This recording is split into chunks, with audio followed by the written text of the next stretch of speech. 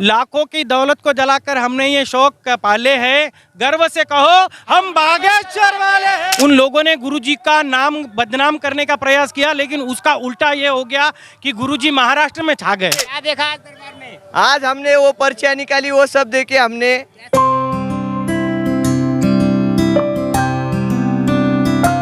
जय श्री राम, जय बागेश्वर धाम। दोस्तों, इस समय हम हैं परभणी महाराष्ट्र में, जहां बागेश्वर गुरुजी का आज 1 दिवसीय दिव्य दरबार था। और अभी जो दिव्य दरबार है पूर्ण रूप से विराम हुआ है। अभी कुछ ही समय में कथा प्रारंभ होगी और दिव्य दरबार खत्म होने के बाद ये जो भीड़ आप देख रहे हैं, पूरी भीड़ दरबार से बाहर निकल कर आ रही है, क्योंकि अभी आधा से 1 घंटे का विराम है। उसके बाद कथा आपको पुनः श्रवण करी जाएगी। चलिए थोड़ा आपको आगे लेके चलते हैं और आगे के जो भव्य नज़ारे हैं वो आपको दिखाने की कोशिश करेंगे। दोस्तों, आपको एक सबसे मेन चीज़ मैं आपको बताना चाहूँगा कि किसी को भी उम्मीद नहीं थी कि इतनी भीड़ परभणी महाराष्ट्र में आपको देखने को मिलेगी। जहाँ तक सोचा जा रहा था कि बागेश्वर गुरुजी का जो प्रोग्राम है बहुत ज़्यादा आगे बढ़ गया है और यहाँ पे अब जो भीड़ है वो नहीं आएगी, बहुत लोगों ने ऐसा सोचा था, लेकिन वो सारी चीज़ें नज़रअंदाज कर भीड़ इतनी ज़्यादा आई है यहाँ पे कि आप सोच नहीं सकते हैं। अगर आप जिधर भी नज़र घुमाएंगे चारों तरफ आपको भीड़ ही भीड़ नजर आएगी। और देखिए, सबसे अच्छी चीज़ मैं आपको दिखाऊं एक बार, बालाजी की यहाँ पे प्रतिमा बनाई गई है। देखिए, कुछ लोग यहाँ पे हर्षोल्लास में हैं। देखिए, मैं आपको इनके साथ लेके जाऊंगा। एक सेकंड। ये देखिए, ये बागेश्वर गुरुजी के इस समय दिव्य दरबार पंडाल के बाहर निकल के आए। भाई, आज का दरबार कैसा रहा? बहुत अच्छा, एकदम जय श्री राम, एकदम अच्छा। बागेश्वर क्या देखा था? क्या देखा आज दरबार में? आज हमने वो पर्चियां निकाली, वो सब देखे हमने। कैसे पर्चे निकाले थे गुरुजी ने? एकदम ठीक ठाक से जो है वो है जय श्री राम, बस बाकी उसके ऊपर कुछ नहीं। हिंदू राष्ट्र कब बन रहा है? आज एक अर्जी स्वीकार हुई थी। एक लड़की ने कहा था कि मैं चाहती हूँ कि भारत हिंदू राष्ट्र जल्दी घोषित हो जाए। एक लड़की ने ये बात बोली थी। आप सभी को कैसा लगा? बहुत भारी अच्छा लगा। कितनी जल्दी भारत हिंदू राष्ट्र घोषित होने वाला है? जल्द से जल्द होने वाला है। देखिए दोस्तों, ये विचार है यहाँ के युवाओं के। जो लोग कहते हैं ना कि भारत में युवाओं का जो रुझान है बागेश्वर धाम के प्रति क्यों है, वो एक यही सबसे बड़ा कारण है कि जो बागेश्वर गुरुजी कहते हैं ना कि भारत हिंदू राष्ट्र घोषित हो, उनकी जो बातें हैं जिस प्रकार से लोगों के दिलो दिमाग में रम गई हैं, उसका ये नज़ारा है। और अभी ये दरबार खत्म हुआ है। इसके बाद अगर पंडाल की तरफ आपको लेके चलेंगे तो फिर आपको अंदर के नज़ारे दिखाएंगे। आप कहाँ से आए भाई? हम नांदेड़ महाराष्ट्र से। अच्छा, पहले आपने कभी बागेश्वर गुरुजी के बारे में सुना था, देखा था, या पहली बार यहाँ पे आना हुआ है? यूट्यूब पे देखे थे और नागपुर की कथा में थे, संभाजी नगर की कथा में थे, 2-3 जगह कथा में। वो हर कथा में आपका जाने का प्लान रहता है? कुछ हुआ आपके साथ? कोशिश तो करते हैं हर कथा में जाए, लेकिन संभव होता है जहाँ वहाँ जाते हैं। अच्छा, आप मानते हैं कि पर्चे के पीछे लोगों को भागना चाहिए या केवल बालाजी को माने तो कृपा हो जाएगी? मुझे लगता है पर्चा तो एक बहाना है, जैसे स्वयं गुरुजी भी कहते हैं कि पर्चा तो एक बहाना है। असल में मकसद तो हिंदू राष्ट्र बनाना है। और सच में एक ही बात है कि हनुमान जी की भक्ति करने से सब कुछ मिलता है, पर्चे से कुछ नहीं होता। पर्चा तो उन लोगों के लिए है जो हनुमान जी को नहीं मांगते, लेकिन हम तो पहले से ही हनुमान जी को मानते हैं, इसलिए पर्चे की कोई ज़रूरत ही नहीं। हम चाहते हैं कि हनुमान जी की भक्ति करने से अपने आप ही सब कुछ मिल जाएगा। बागेश्वर गुरुजी की जो बातें हैं आज के युवाओं में कितनी हिट करती है? मतलब कितने लोग गौर से सुनते हैं और अपने जीवन में उतारते हैं उनकी बातें? देखिए, अगर मैं मेरा व्यक्तिगत कहूँ तो मैंने बहुत कुछ बदला है अपने आप को। अभी स्क्रीन पे तो नहीं कहूँगा, लेकिन मुझे कुछ आदतें थी, मैंने कुछ छोड़ी है, और वो भी गुरुजी की एक कथा सुनने के बाद ही। पहली कथा कहाँ सुनी? पहली कथा मैंने नागपुर में सुनी थी। उसके बाद ही आपका जो जीवन है? हाँ, पहली कथा नागपुर, उसके बाद में फिर संभाजी नगर गए, पूना जाने के प्रयास किया, फिर उसके बाद में अभी यहाँ परभणी को आए। फिर अचानक से आपका कैसे लगाव हो गया? मतलब पहले आप मानते नहीं थे, जानते नहीं थे बागेश्वर धाम को, फिर पहली बार ही आप गए और इतना परिवर्तन कैसे? यूट्यूब पे देखता था तो तब लगता था कि ये कुछ तो भी मतलब ऐसे ही बनाया हुआ है, लेकिन जब प्रत्यक्ष में नागपुर की कथा में गया और जब देखा सब आंखों के सामने सच होने लगा तो यकीन आने लगा। और पहले से ही हनुमान जी का भक्त होने के कारण ये सब कुछ पता था और विश्वास बढ़ने लगा। आज आपने दरबार में क्या देखा? आज भी यहाँ पे दरबार लगाया बागेश्वर गुरुजी ने, बहुत अर्जियाँ भी लगाई, तो क्या आज की अर्जियों में आपको सबसे ज़्यादा अच्छा लगा कि हाँ ये वाली जो अर्जी है ये लगनी चाहिए थी और ये अच्छा किया बागेश्वर गुरुजी ने अर्जी लगाई? देखिए, या तो अभी सभी की ज़रूरतमंदों की लगी। एक बात थी कि वीआईपी में से सिर्फ एक ही अर्जी लगी, बाकी सब गरीबों की लगी। जैसे गुरुजी कहते हैं वैसे ही किया कि सामान्य लोगों की, जो लोग बहुत परेशान हैं उन्हीं की अर्जी लगी है, वरना बाकी जगह तो होता है कि बड़े बड़े लोगों को बहुत पूछा जाता है। जी जी जी। कुछ कुछ दरबार में वीआईपी लोगों की ज़्यादा अर्जी लगती है, लेकिन आज परभणी में देखे सामान्य लोगों की अर्जी लगी है, जिसके गरीबों की, जिसका दुख है, जिसका मन में से जो लोग जो बागेश्वर धाम के जो अर्जी लगाने को आए हैं। और जय जय श्री राम। जो लोग कहते थे कि बागेश्वर धाम पर तो केवल वीआईपी लोगों की अर्जी लगती है, तो आप कह रहे हैं यहाँ पे वीआईपी लोगों की अर्जी लगी नहीं? वीआईपी गलत बात है। वीआईपी लोगों की नहीं लगती है हाजिरी, सब सामान की लगती है, सामान्य लोगों की लगती है। बरोबर 100% ये गलत बात है। वीआईपी की लगती हुए वैसा कुछ नहीं है। सर्वसामान्य जो हनुमान जी की, बजरंग बालाजी की भर्ती दिल से करेंगे वही 100% उनकी अर्जी लगेगी।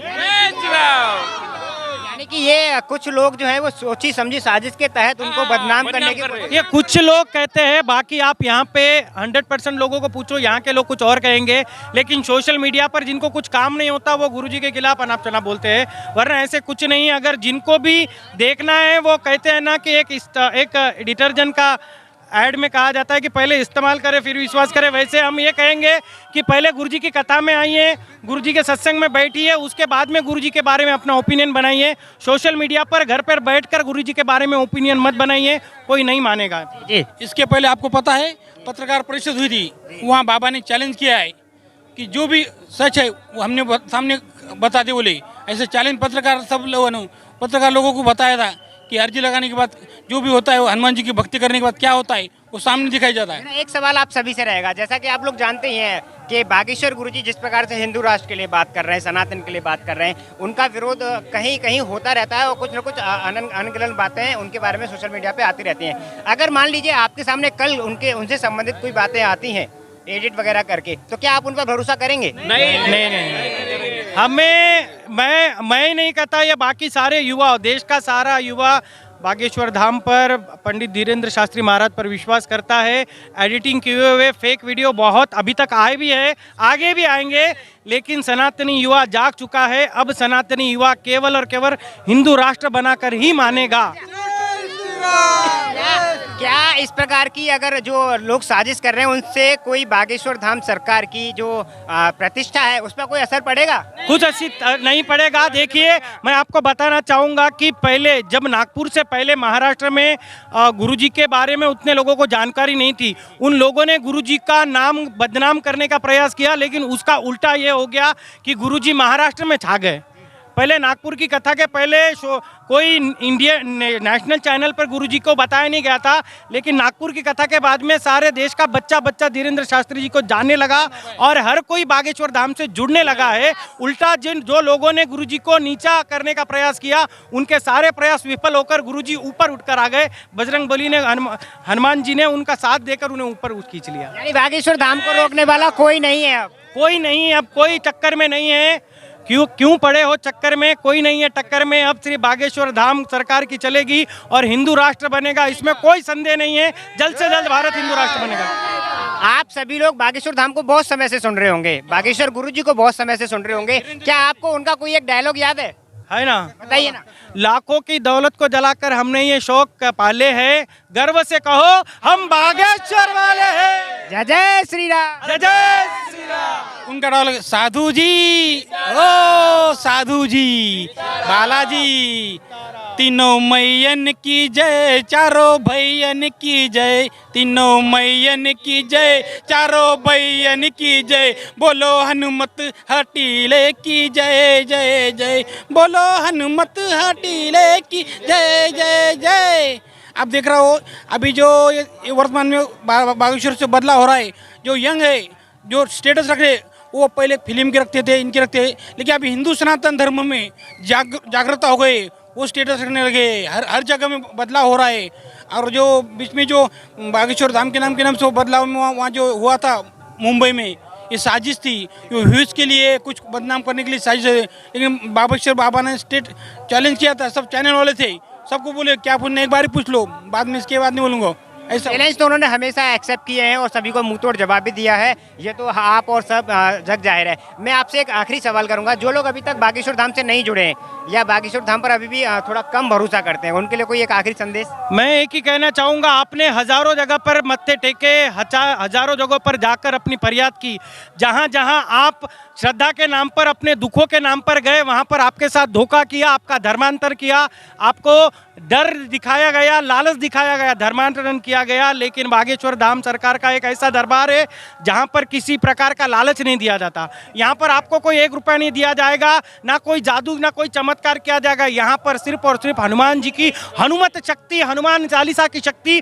और सनातन धर्म के, सनातन संतों के अंदर की जो शक्ति है, सनातन का जो वैभव है, वही दिखाया जाएगा और उसी के माध्यम से सनातनियों को एक करने का यह एकमात्र मंच है। बाकी संत है जो अपना काम करते हैं, लेकिन एकमात्र एक संत है जो धर्म के साथ साथ हिंदू राष्ट्र बनाने का और देश को आगे लेकर जाने की बात करते हैं। इसलिए हम बागेश्वर धाम सरकार के साथ में खड़े हैं। अभी मेरा एक आप सभी से सवाल है कि 8 मार्च को बागेश्वर धाम पर गरीब कन्याओं का विवाह है, कौन कौन आ रहा है?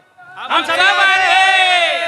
बागेश्वर गुरुजी सभी को न्योता देते हैं, जहाँ पर भी जाते हैं कि सभी को वहाँ पर आना है, अपने सहयोग देना है। तन मन धन नहीं है कोई नहीं, लेकिन आप अपने तन से सेवा दे सकते हैं वहाँ पे। तो एक बार फिर से कौन कौन वहाँ पर आ रहा है सेवा देने? हमारे हैं। भारत हिंदू राष्ट्र की जय। जय श्री राम। जय श्री राम।